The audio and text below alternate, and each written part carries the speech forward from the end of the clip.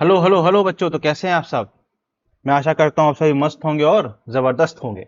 तो मैं आ गया हूँ फिर से एनसीईआरटी एग्जाम्पलर का यूनिट्स एंड मेजरमेंट जो चैप्टर है उसके क्वेश्चंस का डिस्कशन करने। तो आपकी तैयारी कैसी चल रही है जरूर बताएं मुझे कमेंट सेक्शन में। ठीक।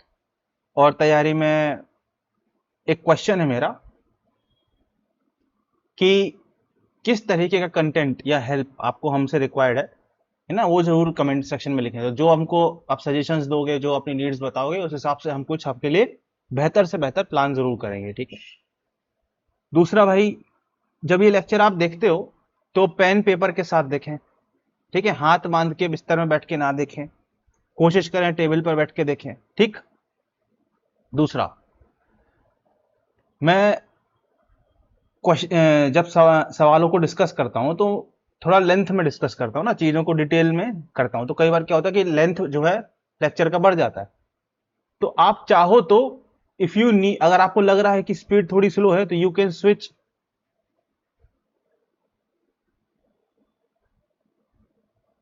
To 1.25x speed. ठीक। अगर आपको लग रहा है कि स्पीड थोड़ी कम है लेक्चर की तो आप 1.25x पे आप स्विच कर सकते हैं। ठीक है। तो आपका थोड़ा सा समय उसमें बचेगा। ठीक भाई। अंत तक जरूर सुने, पर कोई भी लेक्चर आप देखें तो है ना, ऐसा ना करें कि आधा अधूरा सुन के चलेगा। राइट। तो चलिए शुरू करते हैं ये चैप्टर। पहला question, number of significant figure in this. ठीक। तो सिग्निफिकेंट फिगर निकालने के लिए क्या करना पड़ता है, उसको 10 की पावर में हमेशा लिखना चाहिए। तो इसको हम कैसे लिखेंगे, 6.900 इंटू 10 की पावर -2।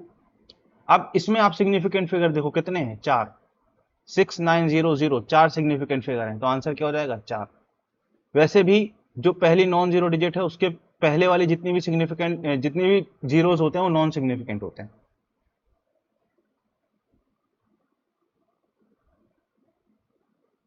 ठीक है। तो ये हमारा आंसर हो गया, चार। हमेशा इसको कैसे लिख दो, 10 की पावर में लिख दो तो आपको आसानी होगी। ठीक। The sum of number this in appropriate significant figure. ठीक। इसमें कितने सिग्निफिकेंट फिगर हैं, इसमें पांच हैं। इसमें कितने हैं, इसमें चार हैं। इसमें कितने हैं, ये जीरो सिग्निफिकेंट नहीं होगा, इसको आप कैसे लिखोगे, 3.01 इंटू 10 की पावर -1। अब कितने सिग्निफिकेंट फिगर आपको इसमें दिख रहे हैं, तीन। तो हमारा आंसर कितने सिग्निफिकेंट फिगर में होना चाहिए, तीन सिग्निफिकेंट फिगर में। इसमें कितने सिग्निफिकेंट फिगर है, छह हैं। इसमें कितने हैं, तीन हैं। इसमें कितने हैं, चार हैं। और इसमें कितने हैं, पांच हैं। तो हमको क्लियरली दिख रहा है हमारा आंसर क्या हो जाएगा, बी। इस क्वेश्चन को ऐड नहीं करना था, सिर्फ सिग्निफिकेंट फिगर्स देखने थे। ठीक है। Next, mass and volume of body are इतना। अब देखो इसमें कितने सिग्निफिकेंट फिगर हैं, सर इसमें चार सिग्निफिकेंट फिगर हैं। इसमें कितने हैं, इसमें दो सिग्निफिकेंट फिगर हैं। हमसे क्या पूछा जा रहा है, density of material. Density of material आप निकालोगे, डेंसिटी क्या हो जाएगा, मास अपॉन वॉल्यूम। तो ये जो भी वैल्यू आएगा उसमें कितने सिग्निफिकेंट फिगर होने चाहिए, दो सिग्निफिकेंट फिगर होने चाहिए।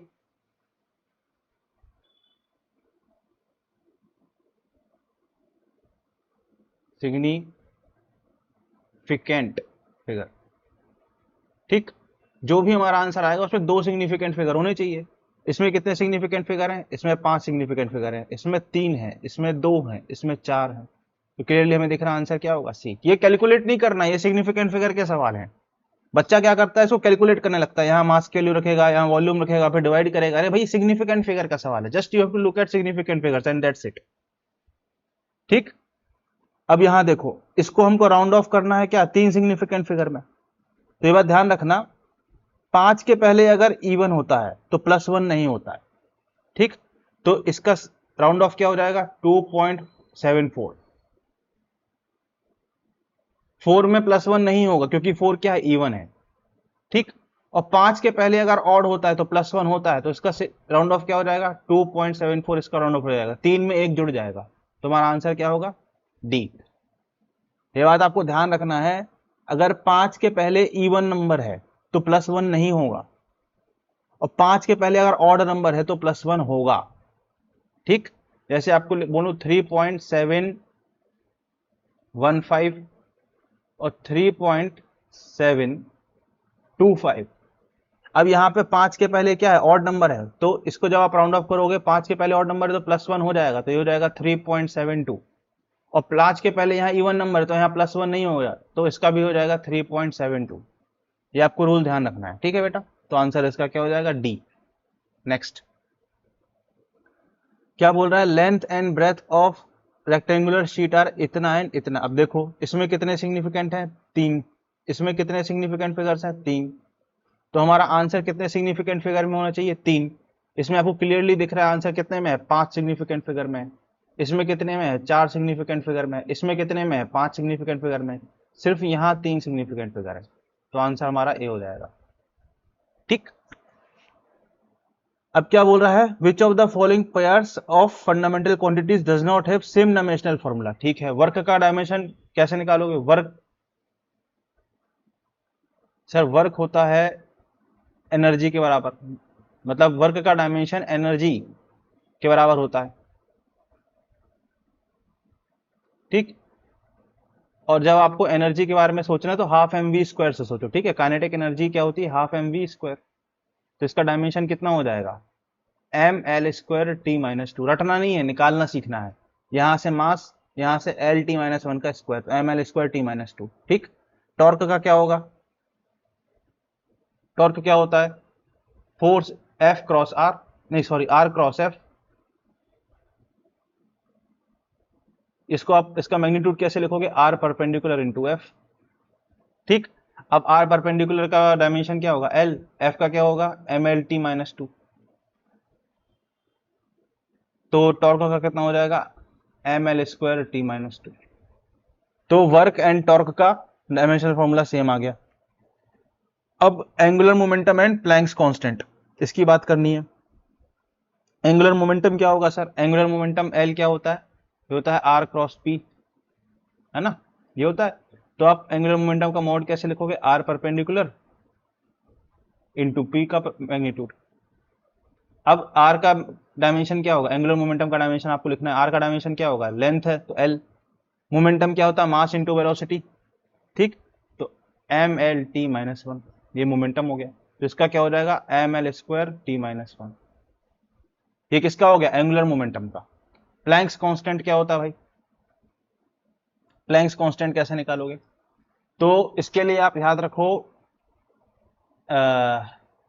हाइजेनबर्ग्स लॉ। क्या बोला था, एंगुलर मोमेंटम जो होता है इलेक्ट्रॉन का वो किसके बराबर होता है, nh/2π,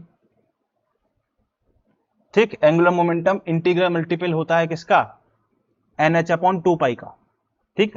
h/2π का इंटीग्रल मल्टीपल होता है, ठीक। ये आप मॉडर्न फिजिक्स में पढ़ोगे। जिसने नहीं पढ़ी है वो चिंता ना करे, और जिसने पढ़ ली है उसके लिए यहां से सोचना है क्लियरली। n क्या है कांस्टेंट, 2π क्या है कांस्टेंट। तो यहां से हमको दिख रहा है कि एंगुलर मोमेंटम का और h का, दोनों का जो डायमेंशनल फॉर्मूला होगा वो क्या होगा, सेम होगा। तो यहां से हमको b भी सही मिल रहा है, यहां से हमको b भी सही मिल रहा है बेटा, ठीक।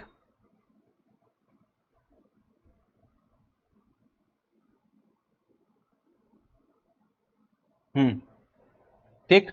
अब टेंशन क्या होता है भाई, टेंशन, टेंशन जो है फोर्स है एक तरीके का। तो टेंशन का जो ये होगा डायमेंशनल फॉर्मूला फोर्स के बराबर होगा, तो हो जाएगा mlt-2। और सरफेस टेंशन क्या होता है सर, सरफेस टेंशन होता है फोर्स पर यूनिट लेंथ। तो ये कितना हो जाएगा, इसका डायमेंशन फॉर्मूला कितना हो जाएगा, फोर्स mlt-2 अपॉन लेंथ का डायमेंशन फॉर्मूला, मतलब ये हो जाएगा mt-2। तो क्लियरली आपको दिख रहा है इन दोनों का डायमेंशन फॉर्मूला सेम नहीं है। आपको क्या बताना, डज नॉट है, किसका नहीं है वही बताना था, तो इसका नहीं है। इंपल्स क्या होता है भाई, इंपल्स, इंपल्स होता है चेंज इन मोमेंटम, मतलब इंपल्स का और मोमेंटम का डायमेंशन सेम होगा। इंपल्स को जे से दिखाते हैं तो उसका डायमेंशन किसके बराबर होगा, मोमेंटम के बराबर। तो mlt-1 इसका डायमेंशन होगा। और लीनियर मोमेंटम का डायरेक्शन तो यही होता है, तो यही किसका डायमेंशन है, लीनियर मोमेंटम का डायमेंशन, ठीक। तो ये भी सेम है, तो हमारा आंसर क्या हो जाएगा, C. Next, measure of two quantities along with precision of respective measurements is, ठीक। तो हमको a इंटू बी निकालना, a इंटू बी की वैल्यू निकालनी है, राइट। तो सबसे पहले a इंटू बी की वैल्यू निकालनी है, तो आप कैसे निकालोगे, ए बी को सीधे सीधे मल्टीप्लाई करो, पहला स्टेप। तो 2.5 इंटू 0.1 तो हो जाएगा 0.25। ये तो ए बी की वैल्यू आ गई जो कि हर ऑप्शन में आपको दिख रही है, राइट। अब आप ए बी का जो एरर है वो कैसे लिखोगे? तो ऐसे लिखोगे, एरर इक्वेशन कैसे लिखोगे? Delta A B upon A B is equals to delta A upon A plus delta B upon B. Multiplication में यही होता है, एरर ऐड हो जाता है। इनफैक्ट डिवीजन में भी एरर ऐड होता है, error always adds up, right.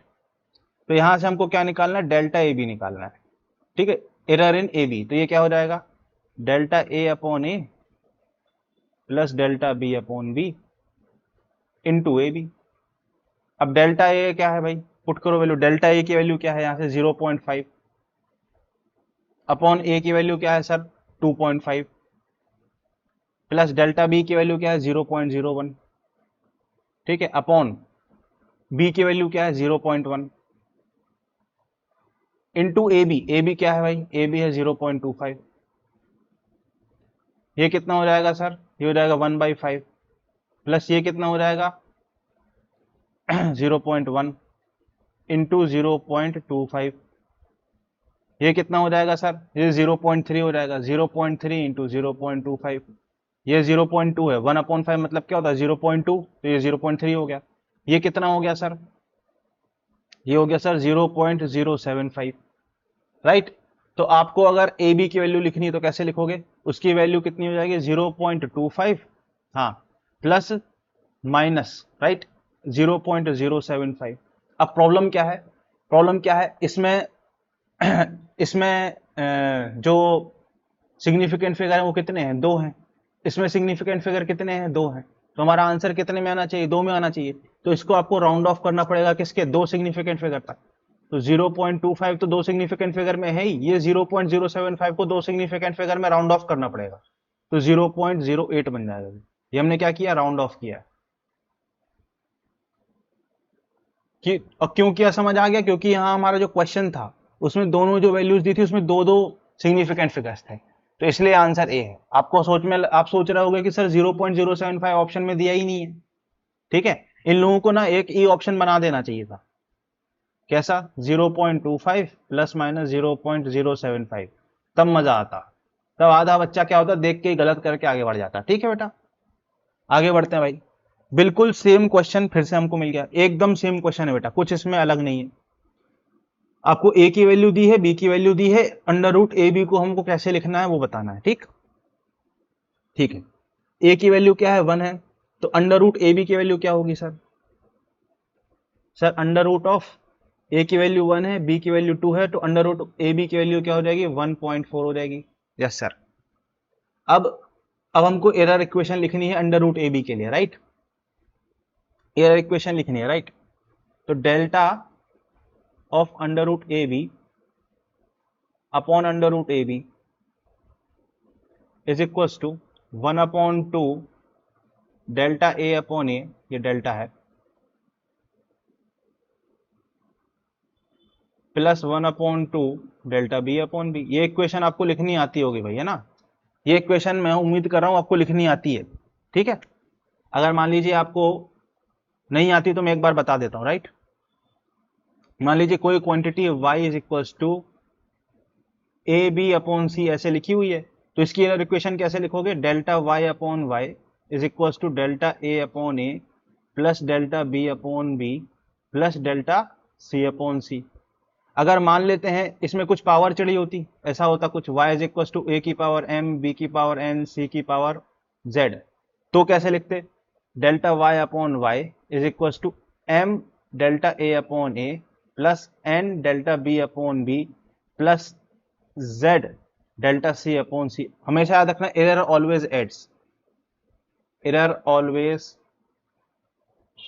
Ads up, ये बात ध्यान रखना आपको, हमेशा ऐड होता है। ये मत सोचना ये डिवाइड में है तो माइनस होगा, ठीक है। तो ये आपका कंसेप्ट है। आई होप आपको आता होगा, इसलिए मैंने पिछले प्रॉब्लम में नहीं बताया था। पिछले प्रॉब्लम में भी मैंने ये इक्वेशन ऐसे ही लिखी थी, ठीक है, पर मैंने सोचा एक बार रिकॉल करा दूं।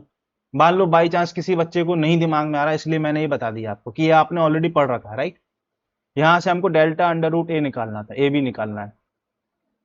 तो ये कितना हो जाएगा 1/2, ये हो जाएगा delta A upon A plus delta B upon B और अंडर रूट ए बी। अब क्या करना है, इसमें सिर्फ वैल्यू पुट करना है 1/2। डेल्टा ए की वैल्यू क्या है सर 0.2, डेल्टा और ए की वैल्यू क्या है 1, डेल्टा बी की वैल्यू क्या है सर 0.2, बी की वैल्यू क्या है 2, यही है।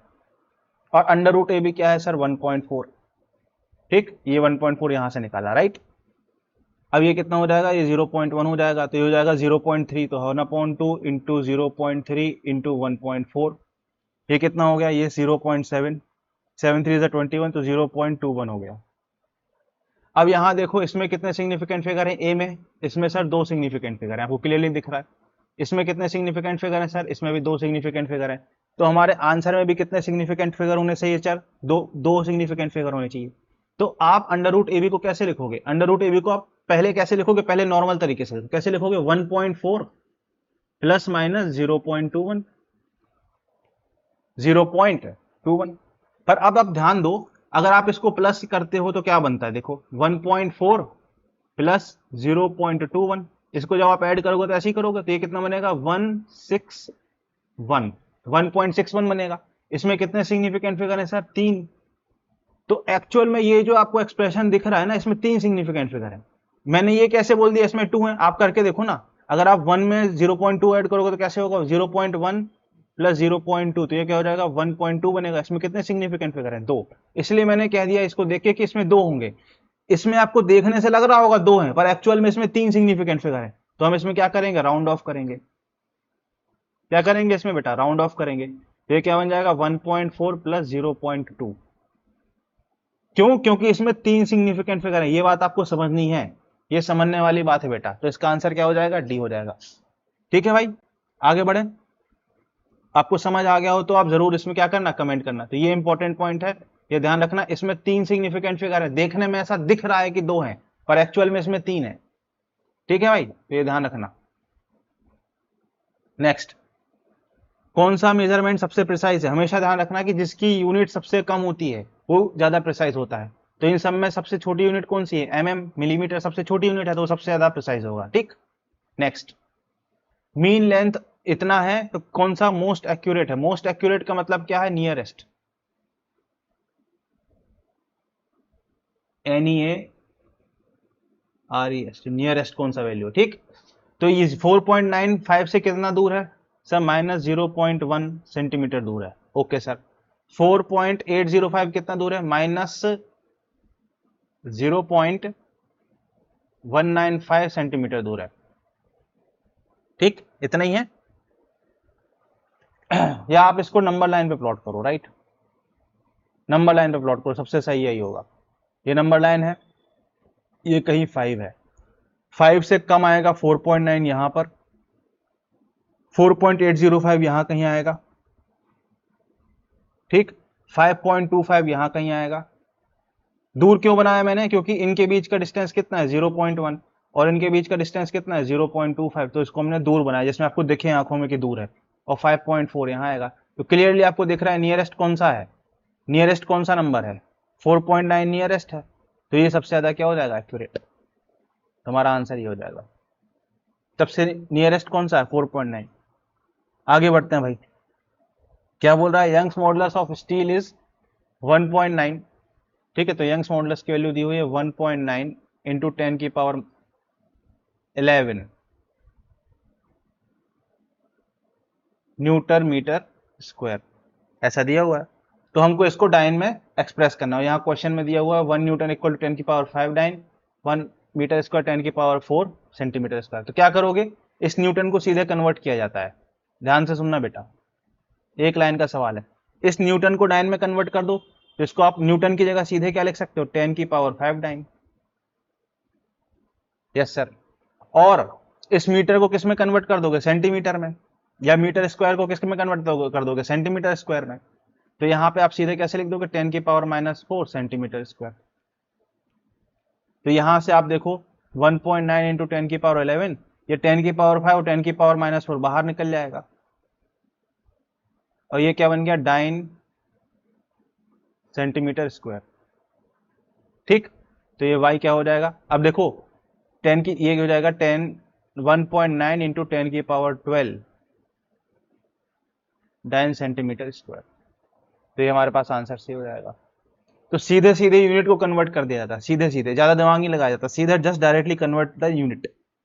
ठीक है बेटा, आसान चैप्टर है इसलिए मैं ज्यादा टाइम नहीं दे रहा हूं, फटाफट जिस सवाल में जितना समय देना चाहिए उचित उतना ही दे रहा हूं बेटा, ठीक है, क्योंकि आपका समय भी बचाना है। फालतू आसान सवाल में 3 मिनट में समझाऊं कोई मतलब नहीं है। नेक्स्ट क्या है, if momentum area time are taken fundamental quantities then energy has dimensional formula. सीधा आपको पता है कैसे लिखते हैं इक्वेशन, तो लिख दो भाई। ये सवाल आपने वैसे कर रखा होगा तो मुझे कराना नहीं चाहिए, पर मैं फिर भी करा देता हूं, ठीक है, क्योंकि this is a very common problem, बहुत सारी किताबों में दिया है ये। अब एनर्जी का भाई डायमेंशन क्या होता है सर, तो मैंने बताया था एनर्जी जब भी सोचना हो तो आप काइनेटिक एनर्जी सोचो, हाफ mv² से सोचो। तो एनर्जी का डायमेंशन फॉर्मूला क्या होगा, ml² t - 2।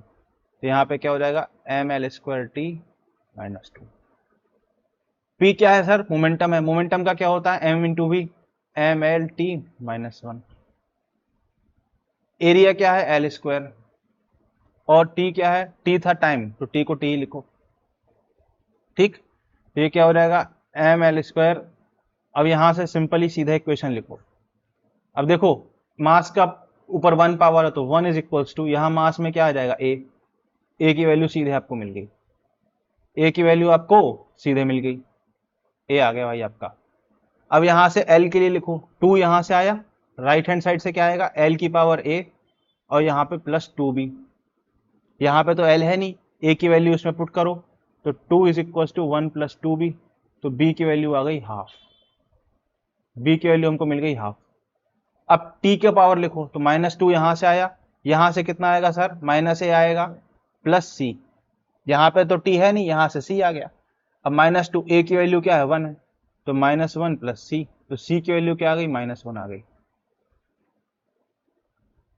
ठीक, तो आपकी ये जो इक्वेशन है वो क्या बन गई, अब E is equals to p की पावर a है 1, a की पावर हाफ, और t की पावर -1, ये बन गई आपकी, ये आपका फाइनल आंसर है।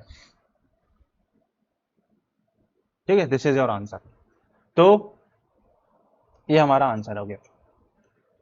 ठीक, इजी सवाल था डायमेंशनल एनालिसिस का। ठीक, अब बोल रहा है on the basis of dimensions decide which of the following relation for displacement of particle. अच्छा, y क्या है, डिस्प्लेसमेंट है, क्वेश्चन में बता दिया गया y डिस्प्लेसमेंट है। Undergoing simple harmonic motion is not correct, कौन सा सही नहीं है ये हमको बताना है, कौन सा सही नहीं है, ठीक है, नॉट करेक्ट ये बताना है। अब देखो साइन के अंदर ध्यान रखना, साइन के अंदर या कोई भी ट्रिग्नोमेट्रिक फंक्शन के अंदर, ठीक, साइन हो कॉस हो, इसके अंदर जो भी इनपुट होगा ये क्या होगा, डायमेंशन लेस होगा। क्या होगा, डायमेंशन लेस होगा, डायमेंशन लेस होगा। क्या ये डायमेंशन लेस है, t यहां पे टाइम है, t यहां पे टाइम है, तो ये डायमेंशन लेस है, तो ये सही है।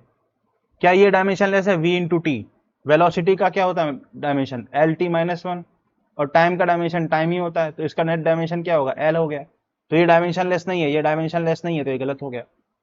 यहाँ पे देखो, यहाँ a का डायमेंशन क्या हो जाएगा, सी ऑप्शन में a का डायमेंशन क्या हो जाएगा सर, यहां से देखो a का डायमेंशन क्या हो जाएगा, y का डायमेंशन इंटू टी, y का डायमेंशन क्या है लेंथ, और टाइम तो टाइम है, तो a का डायमेंशन हमको मिल गया lt होगा। अब a का डायमेंशन मिल गया और t का डायमेंशन ये है, तो t अपॉन a का डायमेंशन क्या होगा, t अपॉन a का, सर इसका डायमेंशन तो t ही है और a का डायमेंशन हमको lt मिल गया, तो इसका नेट डायमेंशन क्या हो गया l - 1। तो ये जो अंदर इनपुट जा रहा है इसका डायमेंशन क्या है l - 1 है, ये तो पॉसिबल नहीं है, डायमेंशन लेस होना चाहिए, राइट।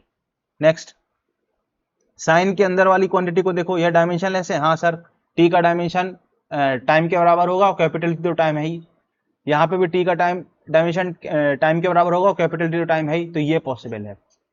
तो यहाँ पे क्या हो जाएगा, नॉट करेक्ट पूछा गया, तो हमारा आंसर क्या हो जाएगा, बी एंड सी, हमारा आंसर क्या हो जाएगा, बी एंड सी, क्योंकि नॉट करेक्ट पूछा गया, राइट।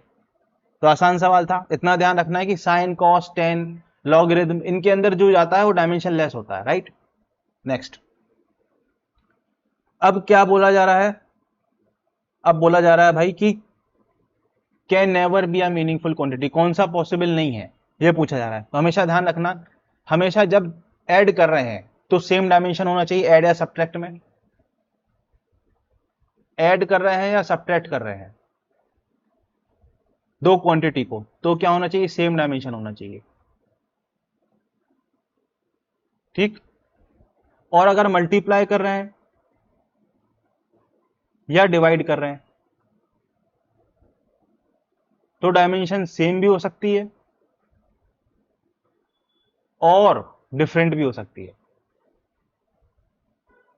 मतलब सेम होगी तो भी चलेगा, डिफरेंट होगी तो भी चलेगा, यह ध्यान रखना है। दो क्वांटिटी को अगर आप ऐड या सब्ट्रैक्ट करो, डायमेंशन सेम होना चाहिए, और दो क्वांटिटी को मल्टीप्लाई और डिवाइड करो तो डायमेंशन सेम भी हो सकती है और डिफरेंट भी हो सकती है, राइट। अब क्वेश्चन में बोला गया है पी क्यू आर के डायमेंशन क्या है, अलग अलग है। पी क्यू आर के डायमेंशन क्या है, अलग अलग है। तो पी क्यू आर को हम ऐड नहीं कर सकते पर मल्टीप्लाई कर सकते हैं, तो ये वाला चीज गलत हो जाएगा, हम ऐड नहीं कर सकते, ये भी चीज क्या हो जाएगा, गलत हो जाएगा, क्योंकि हम ऐड नहीं कर सकते। मल्टीप्लाई डिवाइड कर सकते हैं तो ये सही हो जाएगा। अब ध्यान दो, ये भी सही होगा और ये भी सही होगा, क्यों भाई, ऐसा पॉसिबल है ना कि पी और क्यू को मल्टीप्लाई करें तो आर की डायमेंशन के बराबर बन जाए, तो ये एक पॉसिबिलिटी है। और यहां पे भी आप देखो ऐसा पॉसिबल है ना कि पी और आर को जब हम मल्टीप्लाई करें तो क्यू स्क्वायर के बन जाए, क्यू स्क्वायर के बराबर बन जाए, ये तो पॉसिबिलिटी है ना भाई। तो ये यहां पे आंसर क्या हो जाएगा, बी सी और डी पॉसिबल है, बी सी और डी चीजें क्या है, पॉसिबल है, पर ए और ई एकदम पॉसिबल नहीं है। क्यों, क्योंकि यहां पे क्या किया जा रहा है, ऐड किया जा रहा है डायरेक्टली, और चूंकि हमें मालूम है क्वेश्चन में बताया कि पी क्यू आर के डायमेंशन अलग अलग है तो हम उनको डायरेक्टली ऐड नहीं कर सकते, तो हमारा आंसर क्या हो जाएगा, ए और ई, क्योंकि क्या पूछा, can never be a meaningful quantity, तो ए और ई आंसर हो जाएगा, ठीक है बेटा। Next, photon is a quantum radiation, photon is quantum radiation with energy is equal to h mu, where mu is frequency, h is Planck's constant, तो dimension of Planck's constant are same as of, ठीक है। तो यहां से आप निकाल लो E is equal to H mu, तो h का आपको डायमेंशन निकालना है, तो क्या हो जाएगा, dimension formula of E upon dimension of mu. अब डायमेंशन ऑफ E तो अभी हमने निकाला था पिछली स्लाइड में, कहा गया भाई, डायमेंशन ऑफ किया था ml स्क्वायर t माइनस 2, यहाँ पुट कर दो,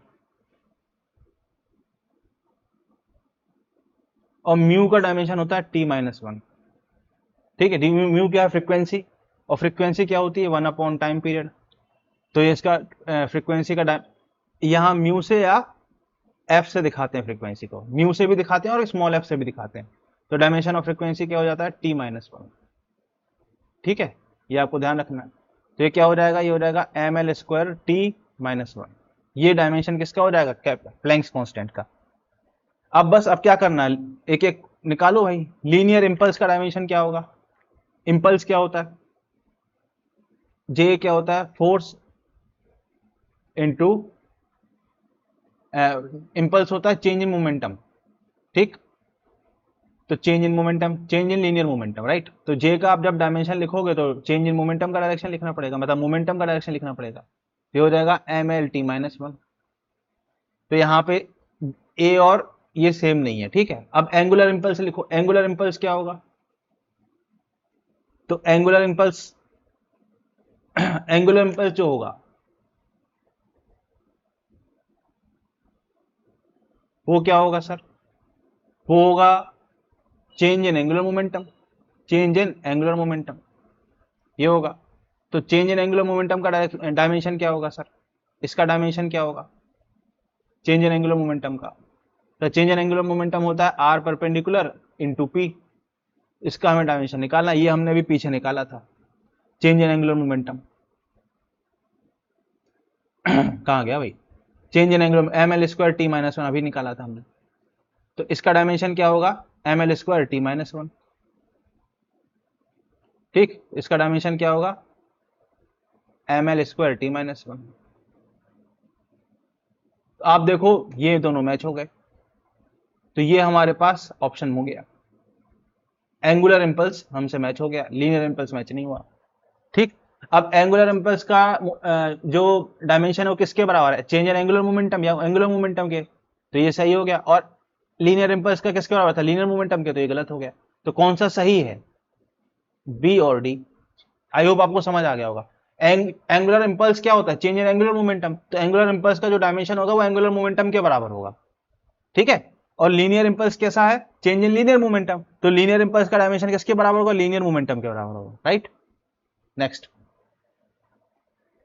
इफ प्लैंक्स, ये बहुत अच्छा सवाल है, राइट। इसके आगे वाला पहले कर लेते हैं, राइट। हाँ, which of the following is not a unit of time. Second जो यूनिट ऑफ टाइम है, पैरासिक यूनिट ऑफ डिस्टेंस है बेटा। जो गैलेक्सी में स्टार्स वगैरह का डिस्टेंस नापते हैं, जिन डिस्टेंस को हम लाइट ईयर में भी नहीं नाप पाते, उसको हम पैरासेक में नापते हैं। तो parsec is a very very huge unit of distance, right. Year क्या है? डिस्टेंस ऑफ टाइम है बेटा। लाइट ईयर क्या है? यूनिट ऑफ डिस्टेंस है। लाइट ईयर और पैरासेक क्या करते हैं? ह्यूज डिस्टेंसेस, स्टार्स और प्लैनेट के बीच का डिस्टेंस नापते हैं। पैरासेक लाइट ईयर से भी बड़ी यूनिट है। तो टाइम की यूनिट क्या क्या है? सेकेंड और ईयर। यहां पे वर्ड सेक लिखा हुआ है और यहां पे वर्ड ईयर लिखा हुआ है, तो उसको देख के कंफ्यूज नहीं होना है, ये बात आपको ध्यान रखनी है, ठीक है। फिर प्रेशर, ठीक है। Which of the following ratios express pressure. Pressure क्या होता है? Force upon area. तो किस रेशियो एक्सप्रेस प्रेशर का मतलब डायमेंशनल फॉर्मूला के हिसाब से बताना है आपको।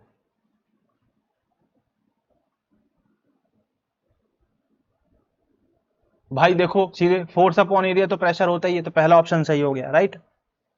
अब एनर्जी पर यूनिट वॉल्यूम। अब प्रेशर का डायमेंशन फॉर्मूला क्या होगा? हो जाएगा mlt माइनस टू, फोर्स का डायमेंशन फॉर्मूला, और एरिया का डायमेंशन फॉर्मूला एल स्क्वायर। फिर हो जाएगा ml minus one T minus two, ये प्रेशर का डायमेंशन फॉर्मूला। अब एनर्जी पर यूनिट वॉल्यूम निकालना है, ठीक है, बी ऑप्शन। तो एनर्जी पर यूनिट वॉल्यूम, तो उसके लिए आपको एनर्जी का डायमेंशन फॉर्मूला चाहिए। एनर्जी का डायमेंशन फॉर्मूला हमने अभी लिखा था, ml square T minus to, ठीक। और वॉल्यूम का है एल क्यूब, ये कितना हो जाएगा? ml minus one T minus to. तो ये तो इसी के बराबर बन गया, प्रेशर के बराबर। तो ये भी सही है, ये भी सही है, ये भी सही है। नेक्स्ट, एनर्जी अपॉन एरिया, सी। एनर्जी का भी हमने ऊपर लिखा ml square T minus to होता है, एरिया का क्या होता है? एल स्क्वायर होता है। तो ये क्या बन जाएगा? Net M T minus two. ये इसके बराबर नहीं है, प्रेशर के बराबर, तो ये गलत है। फोर्स अपॉन वॉल्यूम, फोर्स क्या होता है? M L T minus two. Yes sir, हमें मालूम है ये बात। और वॉल्यूम क्या है? L cube. तो ये कितना हो जाएगा sir? Net M L minus two T minus two. सही है, इसके बराबर नहीं है, प्रेशर के बराबर, तो ये भी गलत। तो आंसर क्या हो जाएगा? A and B. तो आसान था, आपको सारे केसेस में डायमेंशन फॉर्मूला निकाल लेना था और मैच करा लेना था। अब आखिरी क्वेश्चन बचता है ये थोड़ा ठीक ठाक क्वेश्चन है, अच्छा क्वेश्चन है। क्या बोल रहा है? If Planck's constant speed of light in vacuum are taken as two fundamental quantities. तो एक हाइपोथेटिकल सिनेरियो लिया है इसमें, और प्लैंक्स कांस्टेंट को और स्पीड ऑफ लाइट को फंडामेंटल क्वांटिटी माना है। ये बात ध्यान रखना है आपको, ये फंडामेंटल क्वांटिटी नहीं होती, पर इसमें इसने एक हाइपोथेटिकल सिनेरियो में माना है। तो क्या बोला? Which one of the following can in addition be taken to express length, mass and time in terms of three. मतलब लेंथ, मास और टाइम का आपको डायमेंशनल फॉर्मूला निकालना है, तो इन दोनों के अलावा आपको लेना पड़ेगा, राइट। तो देखो लेंथ, सबसे पहला लेंथ के लिए देखते हैं। लेंथ के लिए, तो लेंथ के लिए डायमेंशनल इक्वेशन लिखते हैं, तो एल, ठीक है। अब इसमें क्या, प्लैंक्स कांस्टेंट को लिया है तो इसकी पावर ए, और स्पीड ऑफ लाइट को लिया है तो इसकी पावर बी, ऐसे चढ़ा दिया हमने।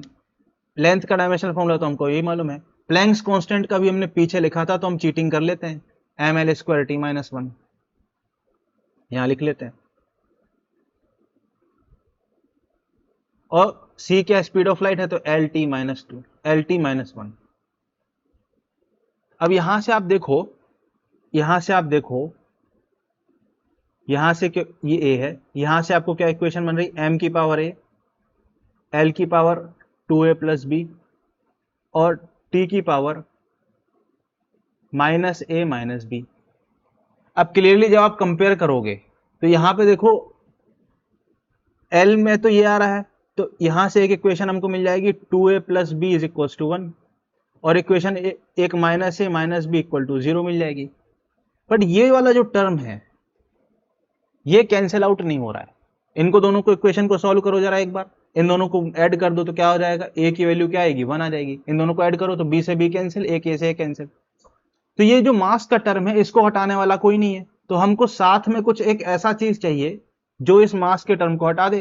तो उसमें हम मास ऑफ इलेक्ट्रॉन या मास ऑफ प्रोटॉन रख सकते हैं। मास ऑफ इलेक्ट्रॉन या मास ऑफ प्रोटॉन में से कोई एक चीज रख सकते हो आप, किसी एक को आप ले लो। तो आपके यहां पे क्या आ जाएगा, प्लस सी, एक कांस्टेंट आ जाएगा। तो ये इक्वेशन क्या हो जाएगी, वैलिड हो जाएगी। तो मास ऑफ इलेक्ट्रॉन या मास ऑफ प्रोटॉन में से कोई एक आप ले लोगे तो लेंथ को आप फिर प्लैंक्स कांस्टेंट और स्पीड ऑफ लाइट के फॉर्म में लिख पाओगे। तो यहां से ए और डी हमारा हो गया कि भाई इन दोनों में से कोई एक लेना पड़ेगा। ठीक, अब सेकंड, अब किसकी बात हो रही, मास की बात हो रही है, राइट। तो मास के लिए लिखो सेम मास। अब मास की बात हो रही है, अब सेम फॉर्म में आप क्या लिखोगे, मास के लिए लिखोगे। तो मास का आप डायमेंशन फॉर्मूला m लिखो, h का फॉर्मूला, h के ऊपर a चढ़ा दो, ठीक, c के ऊपर b चढ़ा दो। फिर से सेम प्रोसेस, m h का क्या है, ml स्क्वायर t माइनस 2 की पावर a और l t माइनस 1 की पावर b। यहां से आप लिखोगे तो क्या मिल जाएगा, m की पावर a, l की पावर 2a प्लस b और t की power minus 2a minus b। तो आपको मिल जाएगा 2a प्लस b की वैल्यू 0 और 2a माइनस b की वैल्यू भी 0, ठीक है। और a की वैल्यू क्या आ जाएगी, 1। अब आप देखो यहां से 2a की वैल्यू किसके बराबर है। अब यहां से आप देखो a की वैल्यू आप यहां अगर पुट करो तो आपको यहां से क्या मिलेगी, इस इक्वेशन से आपको क्या मिलेगा, b की वैल्यू मिलेगी।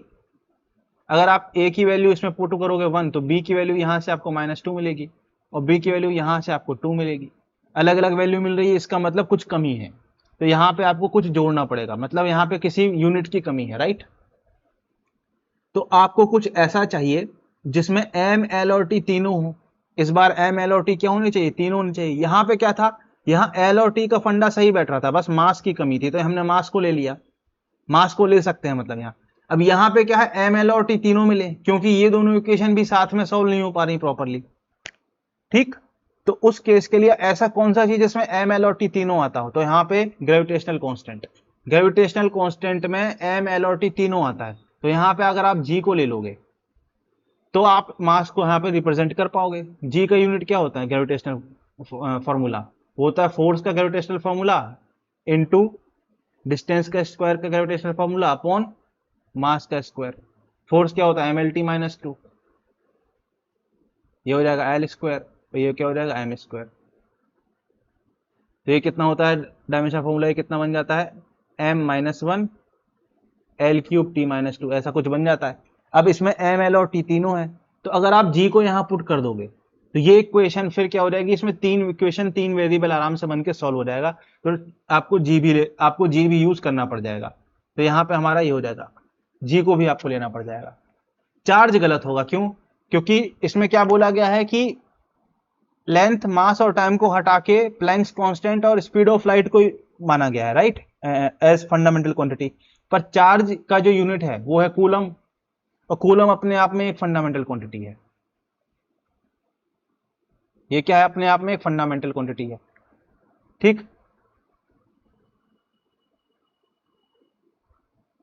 तो कूलम की हमको नीड नहीं पड़ेगी यहां पर। तो ए, बी और डी हमारा यहां से आंसर आ जाएगा।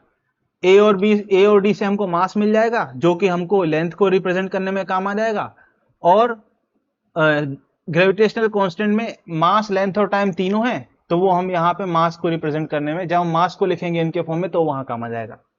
चार्ज की यूनिट होती है कूलम, ठीक। तो कूलम जो होता है, ठीक है, चार्ज का जो अब डायमेंशन फॉर्मूला अगर लिखोगे ना, चार्ज का डायमेंशन फॉर्मूला क्या होता है, कूलम इंटू, चार्ज का डायमेंशन फॉर्मूला कूलम भी होता है, ठीक। तो यहां पे चूंकि कूलम कहीं नहीं आ रहा इक्वेशन में, तो इसकी नीड नहीं पड़ेगी, तो यहां पे सी हमारा आंसर नहीं होगा। तो ये थे बेटा क्वेश्चंस इस चैप्टर के। आसान चैप्टर है, इसलिए मैंने कोशिश किया तो कम से कम समय, क्योंकि हमें आपका समय बचाना, आपका समय बहुमूल्य है। आई होप आपको इस लेक्चर को सुनने में मजा आया होगा, सीखने को मिला होगा। ये पीडीएफ आपको अगर चाहिए रिवीजन के लिए तो आपको इस चैनल पे मिल जाएगा, टेलीग्राम चैनल पर। इसको आप सब्सक्राइब कर लें, और भी कंटेंट आपको इस चैनल पे हम डालते रहते हैं, तो आपको इसका बहुत फायदा होगा, राइट। बाकी थैंक यू आपका समय और अटेंशन देने के लिए। बेस्ट ऑफ लक, अच्छे से पढ़ते रहिए, आपका रिजल्ट अच्छा ही आएगा। Thank you.